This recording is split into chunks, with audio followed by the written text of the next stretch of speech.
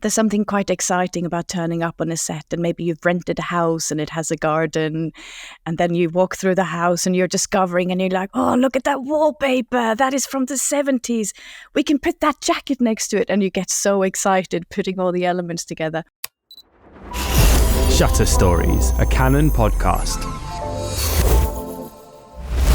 Hi, I'm Ilvenio Kikchin, a Canon ambassador, and welcome to the latest episode of Shutter Stories, a Canon podcast.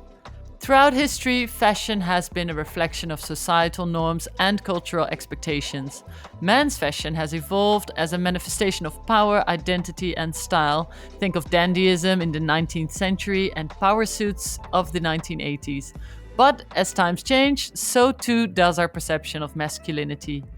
During this episode, I am joined by two very impressive guests, Cecilia Harris and Jamie Ferguson, to discuss these changes. Cecilia is the founder and editor of Boys by Girls, a multi-platform publication where male subjects are shot exclusively by women. She's a photographer herself and also head of creative services at Canon. Jamie is a photographer and videographer, and his unique style developed from a career in and a love of the men's fashion world. His work is infused with a fun, relaxed sensibility which has won him contracts with iconic fashion brands including Polo Ralph Lauren and publications such as Mr. Porter. Cecilia and Jamie, welcome. Thank you. Thank you very much. Thanks so much for being here. I'm really looking forward to this episode. I love men's fashion and I'm very happy to be talking about this subject with the two of you. Before we start, could you please introduce yourselves? I'm especially curious what you do exactly and how it all started. So my name is Cecilia, and I now work for Canon, and I've been here for 5 years, and I am heading up the creative services team here. But before that, I was a freelance photographer working in the fashion industry. So very relevant for today's podcast. And I was doing photography as well as setting up my own magazine as a way to market myself as a photographer. So those are the big headlines for me. Okay, that sounds lovely. Jamie, what are your big headlines? So my name is Jamie Ferguson, and I'm currently working as a freelance photographer, and I've been shooting for about just over 10 years now. But before that, I was working in the menswear industry behind the scenes for a variety of different brands. But I've ended up where I am through a bit of a circuitous route. So I studied law at university, and then I went to drama school and worked as an actor for several years, and then basically started interning for some menswear companies, and kind of ended up where I am now. Wow, from a lawyer to an actor to a photographer. All over the place, yeah. Yeah, but you ended up exactly where you wanted, I'm guessing. Exactly. I think people ask me, if I was to do it all over again, I'm like, no, I wouldn't change a thing, because I don't think I would have ended up where I am now doing something that I really enjoy if I hadn't gone down those different paths. Yeah, you learn. I mean, exactly. As a photographer myself, I've done various other odd jobs too, and I know that I've learned from all of them, and I use it on a daily basis actually in my practice as well. That's just the way it goes, I guess. Definitely. So today we're going to be talking about men's fashion photography. And from knowing both of your works actually and checking out your beautiful work on Instagram, I know this is going to be a difficult question, but could you describe the style of the work you do? Jamie, maybe let's start with you on this one. Sure. The style of what I do, it's so strange, because I think my style and my awareness of my style is only maybe come into focus, say, in the last maybe 5 years or so. The way I shoot, I think it's always stemmed from and rooted in my love of the clothing, of men's clothing. So when I was first starting out, it was finding a way. It was a way of capturing outfits, styles, clothing, garments, whatever, that I enjoyed, that I liked, that I wanted to see, and finding a way of photographing that in a way that I wanted to see myself. And then slowly, through trial and error and getting more experience and getting older, I've kind of realized that actually kind of what I enjoy seeing more alongside the clothing is more of a candidness in whoever I'm shooting, more of a lighthearted sensibility, and more humor. That's really what I kind of enjoy trying to capture alongside the style of whoever it is that I'm shooting. I really love that you say that, because when you look through your work, that kind of playfulness really shines through.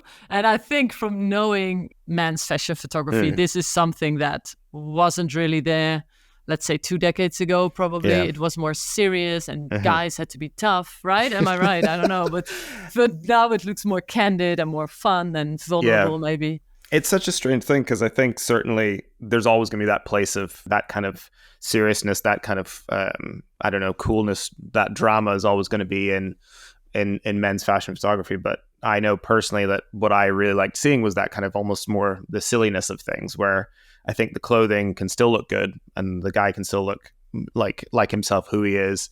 But I think it's sometimes fun to see this other side of the coin, so to speak. Totally agree. And Cecilia, what about you? Because you're an editor, but you're also shooting quite a bit, I think, still. Yes, it started with the photography, and I think my love for portraits. So I was coming at it from a slightly different angle. So it was always the people and their stories that I wanted to tell. And then growing in from there, I found that adding a fashion element to it really added very nicely to telling the story of the people that I was shooting. So that's how I kind of came into the fashion side and finding that really nice. But I think if I describe my work and my photography, it would be almost fashion mixed with a documentary element to it. And that also then came into be part of the whole concept for the magazine. And do you mean by documentary element that style of photography which has more storytelling in it? Or do you also mean with written text telling more about the model itself? That's actually very interesting that you say. It started with the storytelling, the visual storytelling. So it has a more of a feel of getting an insight into perhaps the life of or the interests or passions of the model. And then as I was developing the magazine, more and more text was then added to that. That's interesting, because usually they are quite... I love looking through fashion magazines, but I always wonder, who are these people? Yeah, exactly. I want to know more about them. So you're saying within your magazine, that is what's being highlighted as well. Yes, and because the magazine started 12, 13 years now. It's been going for... Wow. Yeah, I know. Thank you, Jamie. Nice. So we started already in issue 2. When we were booking the models, we wanted to ask them some questions because of my curiosity of, well, exactly what you said, Ilvi. You know, who are they? Who is behind this pretty facade? And I remember when we were booking the models, the agencies were like, "What, you mean you want to speak to them?" Which unheard of. But if you look at today and how the fashion industry has evolved, it's now, I think, having that personality, that story, that talent, that passion, now that is part of why you get booked as a model quite often. So we were quite early in that, and I'm not saying we started it, but you know, we were definitely early drivers of that. And then as the years have gone by, I then started to see how the modeling agency were starting to add the stories, and then they started coming to us. "Oh, Cecilia, I've got a very interesting guy. I think you'd be very interested in talking and hearing his story and what he's passionate about." So that was quite fun. That is great. So after a while, they knew exactly what you were looking for the magazine. Yeah, and then other magazines started doing the same, and very often brands as well. You know, Jamie, I know you work with brands a lot. Sometimes they book people with a story. Not always, but, you know, sometimes a campaign can be based on that. So it's very interesting to see how it's developed, I think. Beautiful. Do you recognize this, Jamie? Yeah, certainly. With some of the brands that I work with, they'll reach out to me because of my network that I've developed through the menswear industry.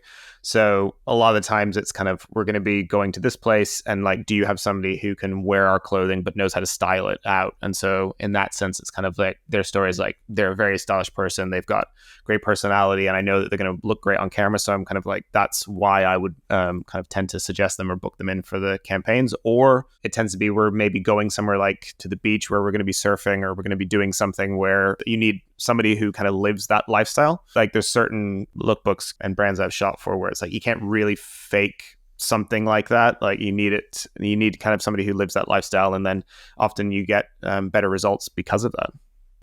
Yeah, because they're not acting. Yeah, exactly. They are living this this lifestyle. It's actually also interesting as a viewer, which I guess I am on this in this spectrum, because I never photograph fashion or portraits of that matter. But I think as a viewer, you do feel when something's real and when it's staged or when it's too like made up, 100%, I would say. 100%. You can just feel it, and it's so awkward to look at because you realize, oh no, what did they do? God bless the internet. Like, exactly. You now have, even just if it's even not just on an instinctual basis, you're like, well, something's not quite right. You'll have everybody will be like, they're not holding the surfboard right. They're not like, that's so true. The wrong fishing rod. You wouldn't be using that on on type of river. It would be. I'm like, oh man, okay, like. Yeah. Right, okay. You have to pay even more attention to that kind of stuff, which is crazy. It's like seeing photographers in movies and series. Yes. And you realize, oh no, that's not how you hold a camera. Exactly. That's not how you hold a lens. What are you doing? Yeah. It makes me, the minute I have had anything where people have been photographing me or filming me when I've been working, it's like it immediately, you get into your head and you're like, wait, is this how I hold the camera? Exactly. That's the real deal. Wait, no, it's left hand, and no, what is this?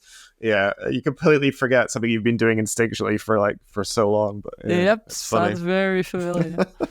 So in this kind of changing world of the men's fashion photography, it sounds like it changed a lot throughout both of your careers.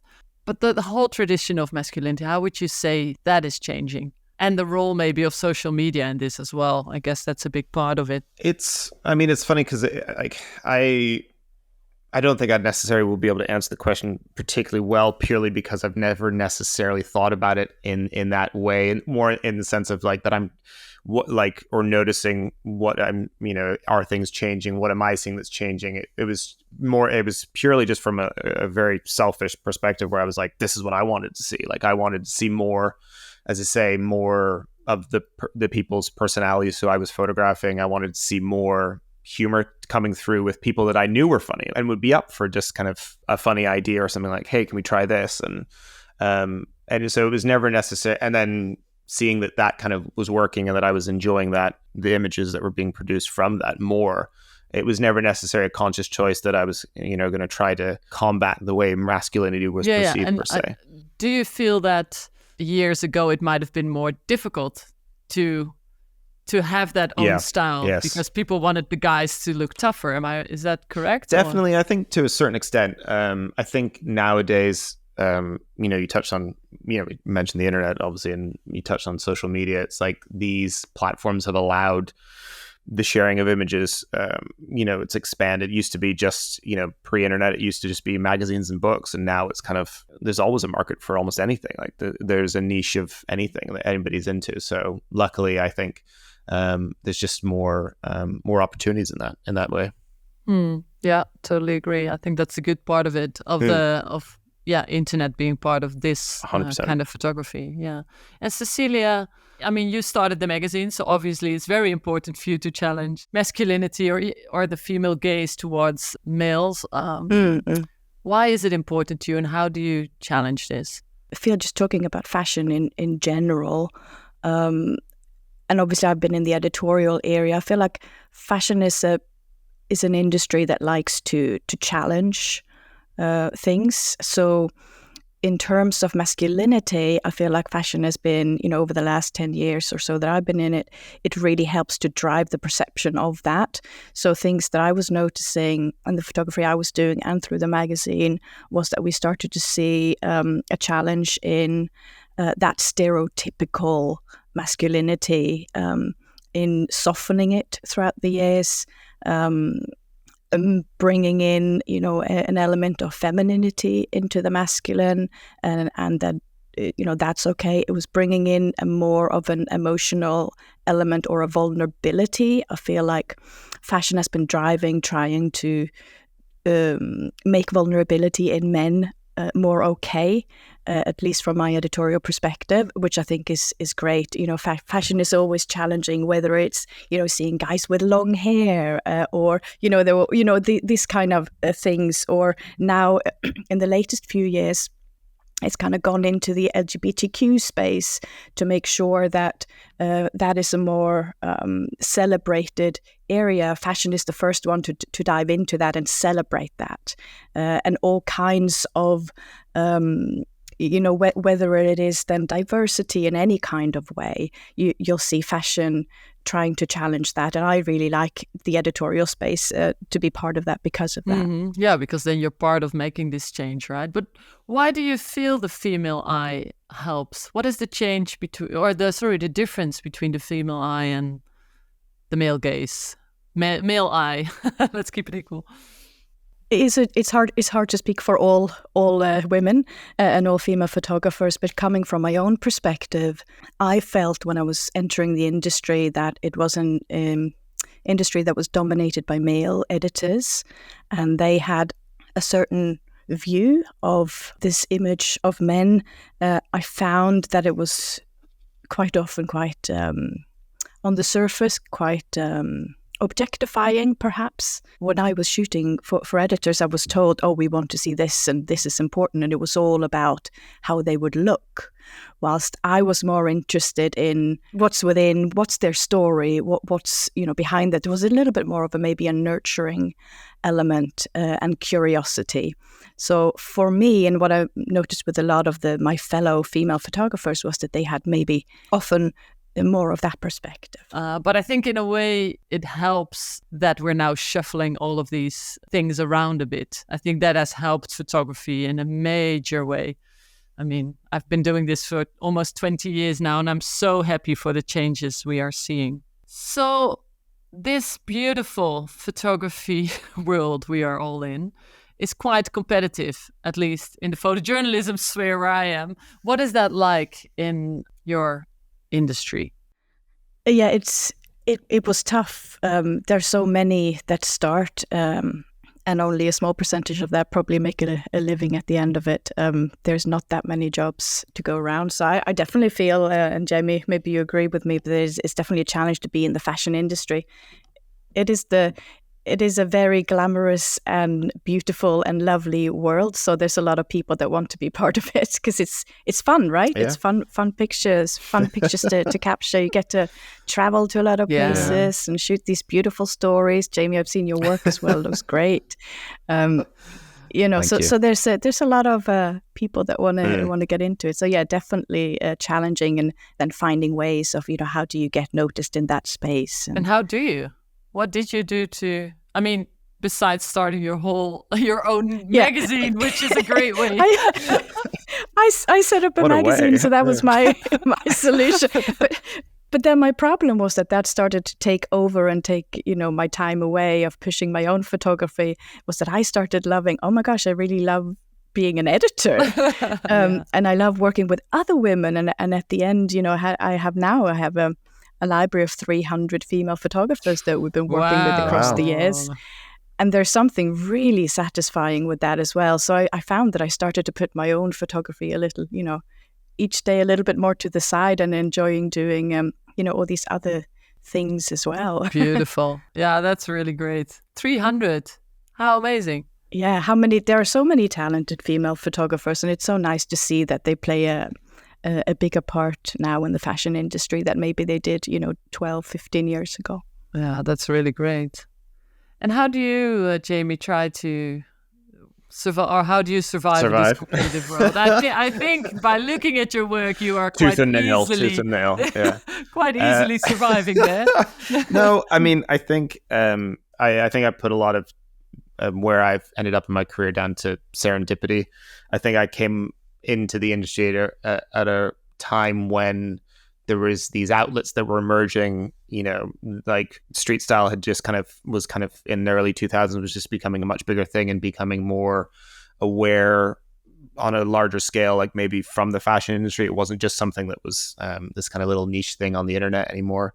And then I kind of first was, I was growing up with the kind of in the Tumblr days, and then Instagram started. And when Instagram started and I kind of was starting to shoot more, that was almost the perfect, wherein Instagram was still just an image platform, social media platform. Brands were starting to become more aware of this app, and the fact that artists and photographers were kind of showing their work on here. And so I was very lucky that I developed a lot of my connections initially through Instagram, because it was a great place to just essentially have a portfolio. You could have an expansive portfolio. Like, you didn't just have to curate this, set of a small number of images on your website portfolio. You could just keep showing and producing your work that wasn't always maybe going to sit well on your website. And it's funny because I've noticed, me and a few friends have been talking about this recently. I've kind of been noticing a change now, obviously, with the direction that TikTok's emerged and Instagram's pushing Reels more, and I've noticed less and less younger photographers coming through in my industry, in menswear particularly, where they're not just focused on the photography anymore. They're having to not only just do stills, they're also having to produce video, and they're also having to self-promote a lot more. So there's much more stepping in front of the camera and filming themselves. And there's kind of a much bigger package that I feel needs to be put out there anymore, rather than just the focus being on just on the imagery that you can produce. And because of how the access that everybody has to the technology and to be able to take photographs or take videos, it's become much more easy to kind of, well, not easy, but it's the accessibility is there. There's a much more accessibility, I think.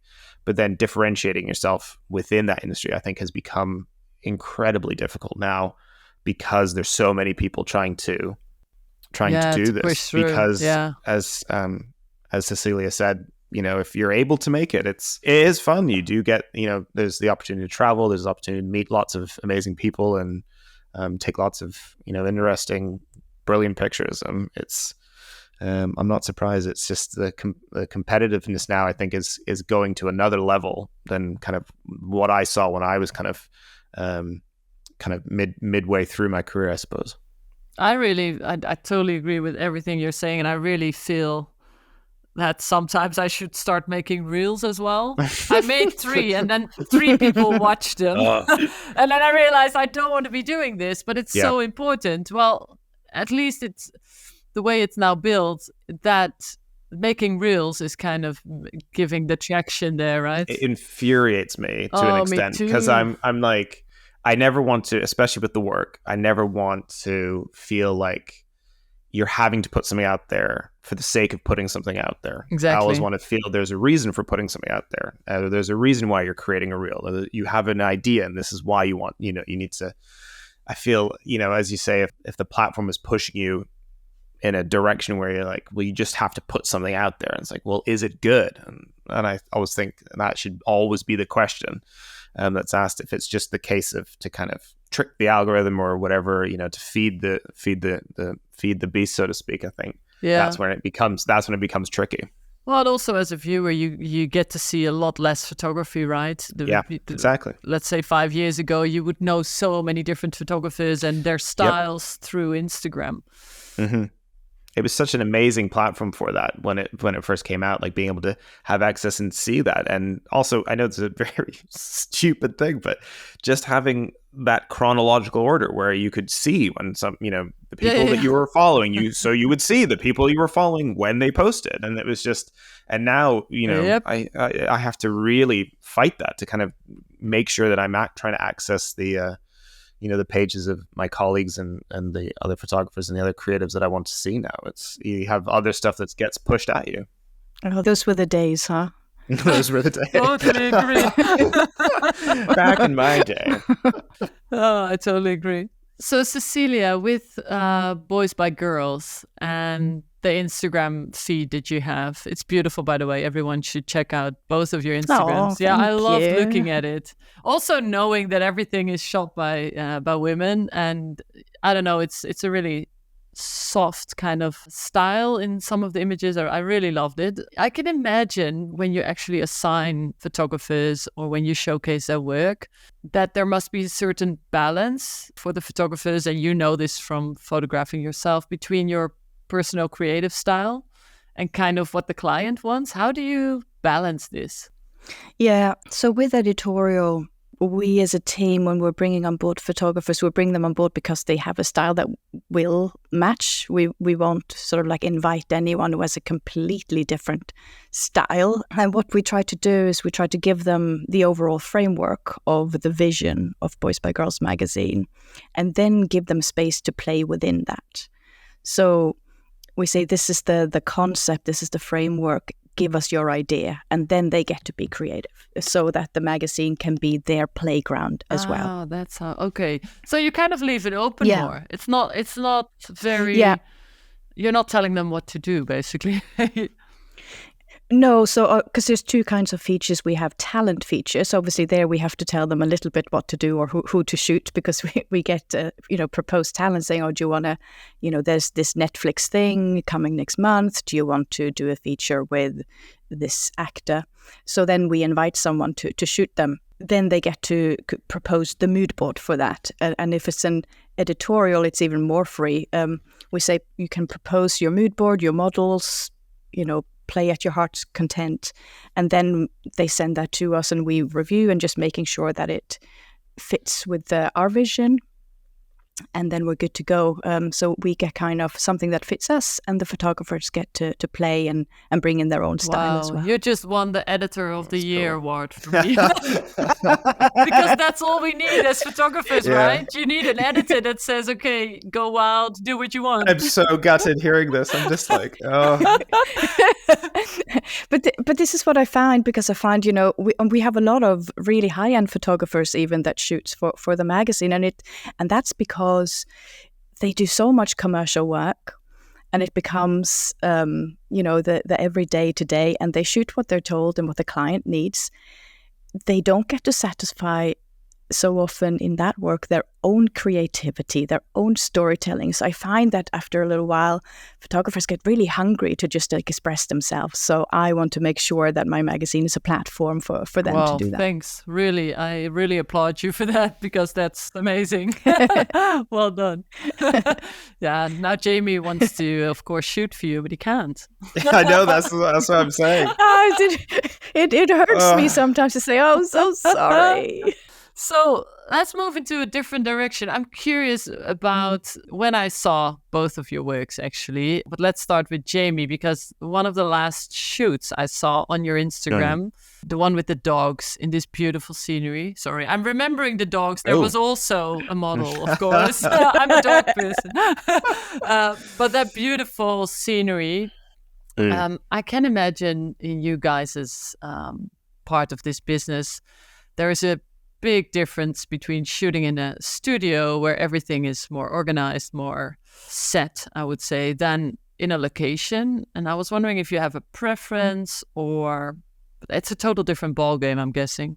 So I think the image that you're referring to it's the stalker with the hunting dogs next to him in the Scottish. So that was shot for a friend of mine, his brand, Campbell's of Bewley, which are a country estate outfitter up near Inverness, and I'm lucky that a lot of the clients I work with tend to want to shoot on location, which I love doing, especially with things like that, like the Scottish Highlands, where you're presented with this incredible landscape to work with.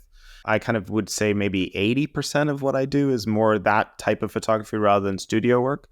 And I do enjoy that purely because obviously that lends itself to the travel, being in amazing locations, seeing things that you've never maybe seen before. But that's not to say that I discount the studio work as well, because I also equally like a lot of the studio work that I do tends to be more driven by my vision or my desire for creative control, so to speak. And I'll in a small enclosed space like that, especially if you kind of have all of your boxes ticked before you arrive on the day, like you can have a lot of fun in spaces like that with a great team around you. So when you're shooting outside, I mean, for the studio work, obviously you're shooting with lights, but that shoot I was just mentioning, do you use lights there, or? It's more often than not natural light, purely because I tend to work more run and gun. I would hate having to drag a lighting setup onto the hills, because we were walking all day. So we were walked, I can't remember, I think it was 6 miles in total, but you're going over all the hills. You do the morning and then you have lunch and then you go out in the afternoon again. We lucked out just because, it was a sunny day, but we had this lovely cloud cover. So really, really soft light. The time of year as well, where the heather in the hills is starting to change and you're getting those kind of like earthy tones and the reds and the oranges coming through, which is beautiful. Yeah, it's a gorgeous light, actually. So that was a cloudy day. Okay, I get it. So I'm looking at the picture now, I'm trying to think, how can I shoot it like this? It's so gorgeous. No, we just lucked out a bit with it. With some of those things, I'm there to capture the clothing, but it's the clothing within an activity. So they're doing something. So I'm basically just following people around. So it's much more kind of almost reportage.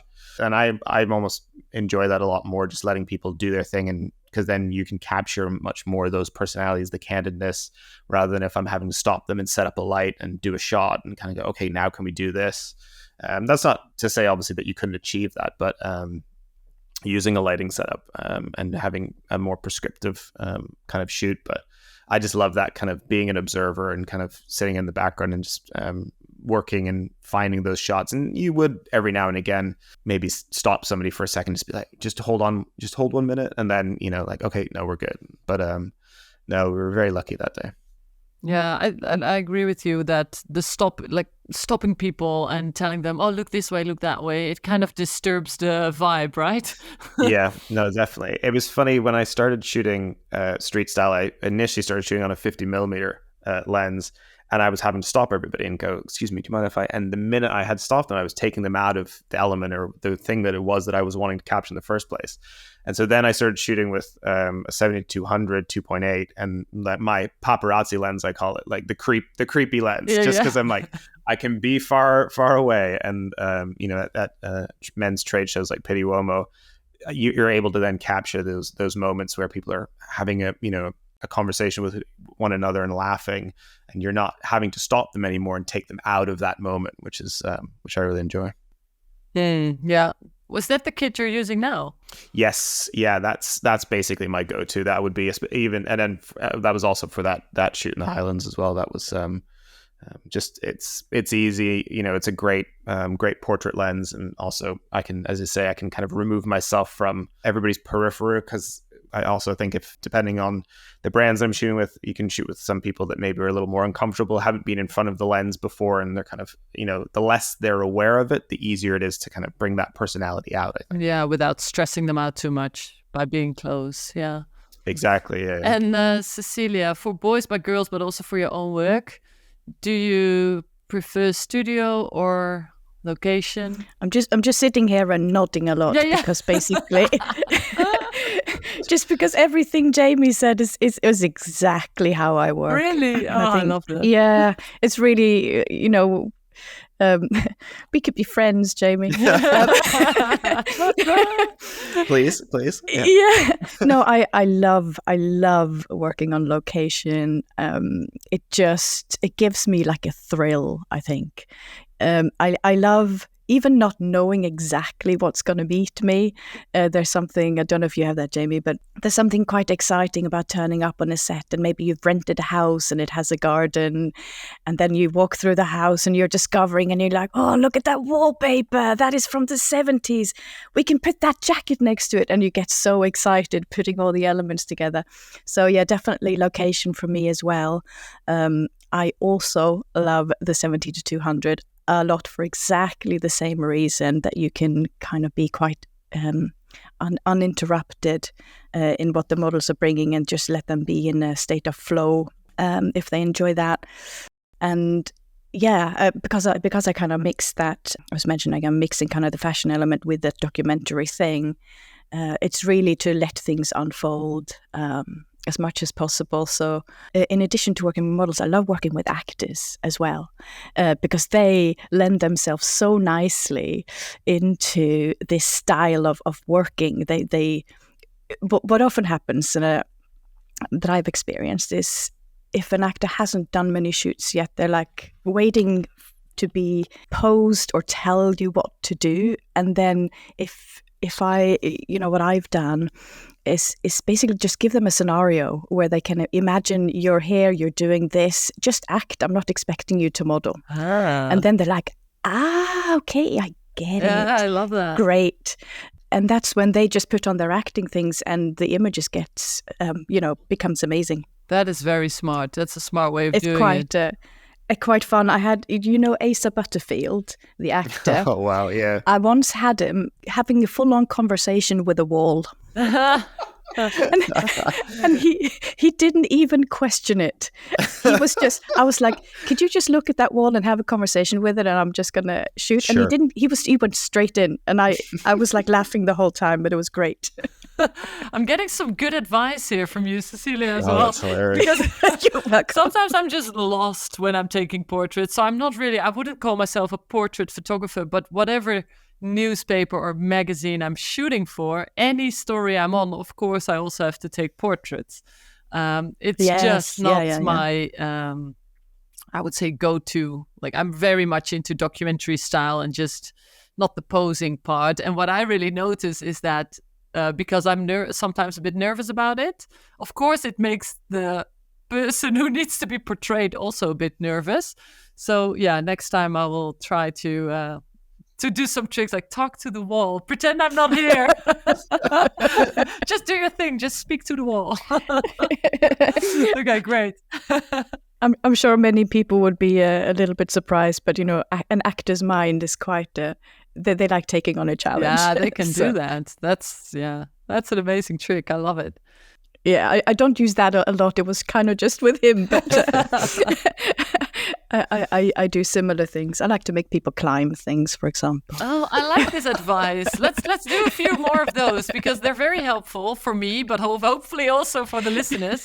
What are some tricks to kind of make the picture look less posed? Oh, that's hilarious. What other things could we do as a photographer to make it look less posed? It's funny because I find it depends on the, as you say, the apprehension of the person you're photographing. Like, so the more apprehension I find, that I know that later on in the day that's when, like, or when you've kind of had a bit of time with them, that's when they'll warm up a bit, and then that's when you kind of. To be honest, I often just put the camera down, like just at my side, and kind of just have a conversation with them and talk about something completely different that has nothing to do with what we're there to do. What we're there for, just to kind of, bring them out of themselves, try to make them forget that they're in a photo shoot or they're having their picture taken.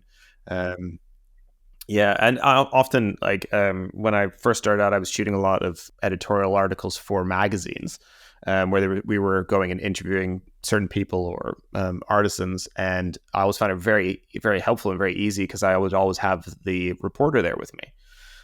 So I was always just like, right, do the interview. The writer can do the interview with the subject, and I'm just going to shoot around you and just be able to crop out the interview. So the person being interviewed didn't have to worry about me taking their picture or was having to pose them, or they weren't having to think about posing. And it was like almost like what you just described, Cecilia, with with Asa, where it's just getting him to talk. It's like having somebody to talk to. It was just like that immediately took away a lot of that pressure. Yeah, I also like to maybe change their emotional state a little bit. So, if I want a more quiet moment, I just ask them to, just imagine themselves in a normal scenario. I said, I can maybe say, well, when you're home alone and you're just relaxing, how would you sit? On a sofa, how would you do that? Or imagine that, you've just been given some really good news and that kind of energy. Can you bring that to it? Or, just give them maybe like a scenario of any kind, or have them connect with an emotion, whether it's happy or sad or, whatever it is that you want to tell as well. That's beautiful. That's a really, really good advice. Thanks, guys. That's amazing. What about the garments, though? Are you, as a photographer, the person that needs to make sure all of the clothing looks good too, or is that someone else's role? I'd be so bad at that. Someone else's job. Okay, that's good. That's the stylist's job. Good. It depends who I'm working with, to be honest, because depending on the size of the client, there'll be a lot of times where they'll almost want me to keep an eye on things and make sure that something is styled the right way, or something's been worn the way it should be. But then sometimes you'll be on shoots where, like Cecilia said, where you have a stylist and you don't have to worry about that. And then equally, I'll be working with a lot of people who have their own personal style, and I'm like, that's oftentimes the easiest thing for me. Is I'm like, I don't have to, like, they're wearing their own clothes, they've styled themselves out. I'm like, I don't have to worry about this at all. They look great. I think it's always, as a photographer though, you might see things differently through a lens that maybe, even if the stylist is standing, 2 meters on your right-hand side, I would always keep an eye on it and just say, oh, the jacket is falling a little bit odd here, and then they'll go in and correct, for example. That makes sense. And we talked a bit about lenses, but I know, Jamie, you're also doing video. What cameras are you both using? I was lucky enough to kind of just do a project with Canon for the launch of their new 24-105 2.8 lens. We were shooting with that on the Canon R5, which actually, truth be told, was my first experience. One of my first experiences shooting mirrorless, which I absolutely loved actually when getting the chance to kind of get to grips and get my hands on that. That's amazing. And again, it was a similar range of focal range to kind of what I was used to with the 70-200, and again gave me that kind of I was able to use it it didn't limit me at all. I was able to kind of anything I kind of had in my head that I was wanting to shoot, I was like, all right, this is great. I can do this, and being able to drop it down to having just that wider aperture as well. The wider focal range with the 24 and 35, and that as well was absolutely loved it. It's such a cool lens. Yeah, that's so everything in one lens that you need, right? Yeah, 100%. Go all the way to 24 to have such a wide angle. Yeah, no, so good. Perfect for portraits, being able to go all the way 105. It was great because I'm finding more and more on some of the shoots that I go on, clients will be like, oh, can you just capture can you just capture like a little video? Yeah, for the reels. Yeah, exactly. And then still trying to maintain some sort of level of quality or whatnot. So try not, so it's like having that lens, I was like, that lens was perfect for, as you say, having that focal range to be able to, shoot the video, but as well as shoot these amazing portraits, more zoomed in. It was great, a fantastic hybrid lens. Yeah, it's amazing actually, these lenses, what they can do. And I love this focal range because I use my 24-70 a lot. I mean, that's my go-to lens. But sometimes I'm missing the fact that it won't go higher than 70. That little bit. Exactly, that little bit further. It's so funny when you have that, you're just like that, just that little exactly. bit more. It's like, does it make that much difference? It does make such a difference. A big difference, yes. You don't understand, it does.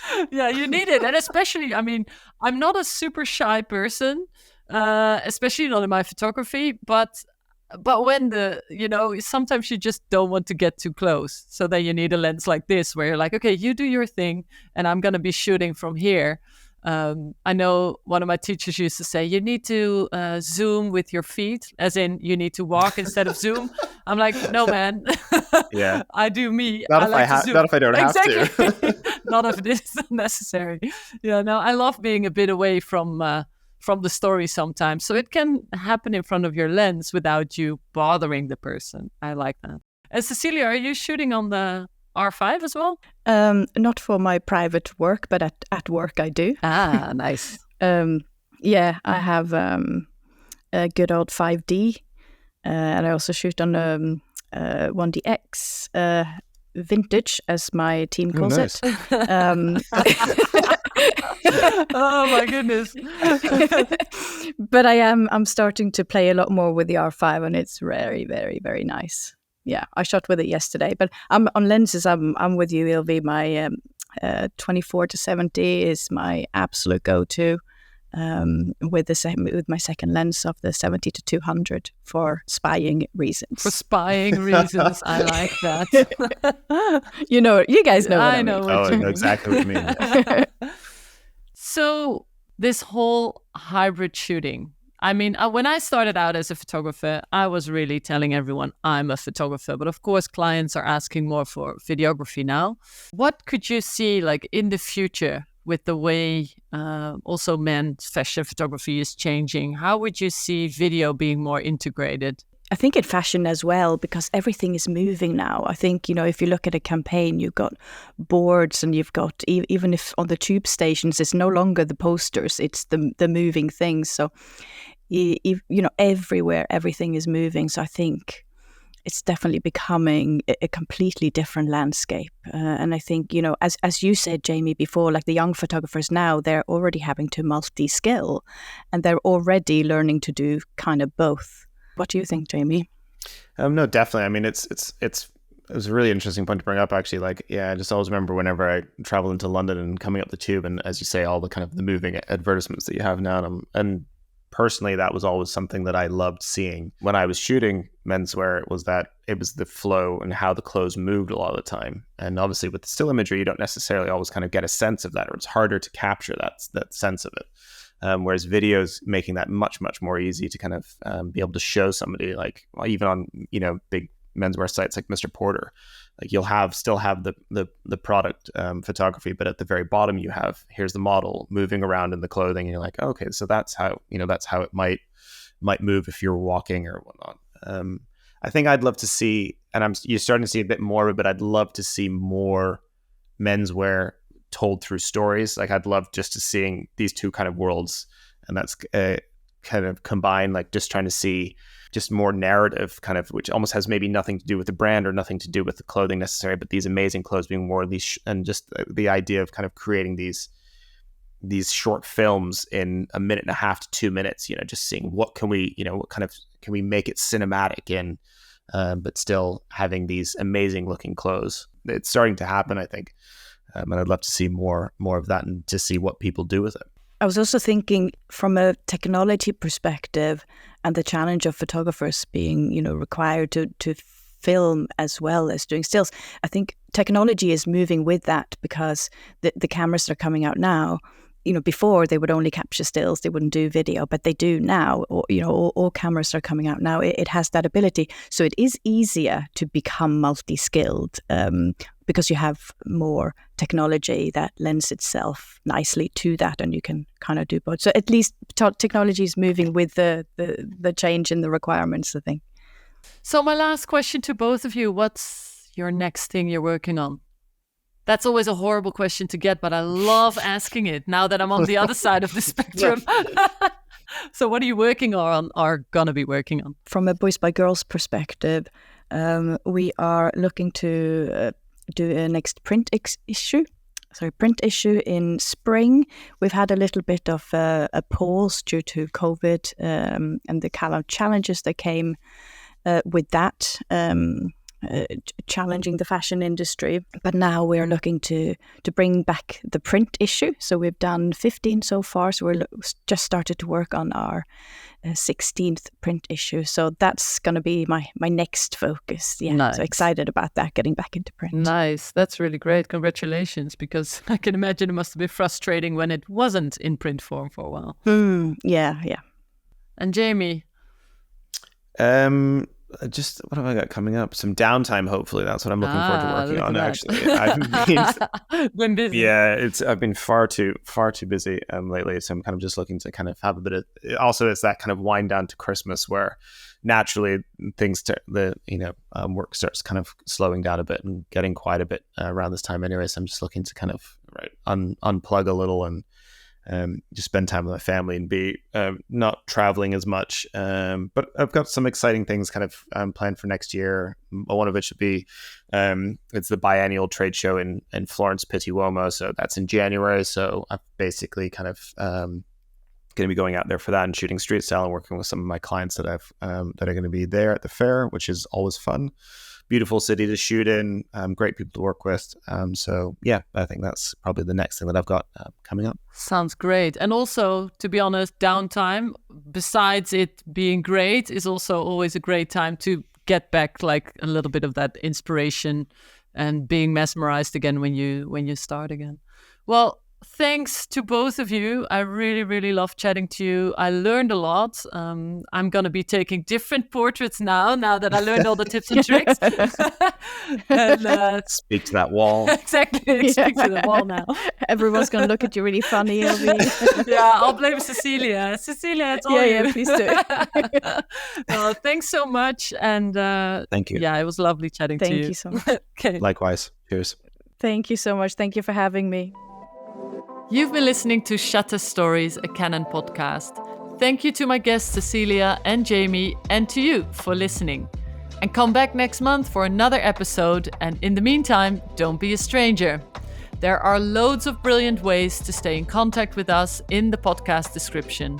And we also love to hear your feedback, so rate it 5 stars on the platform you listen on and spread the word with all your favorite photographers, filmmakers, and content creators. Until next time. Shutter Stories, a Canon podcast.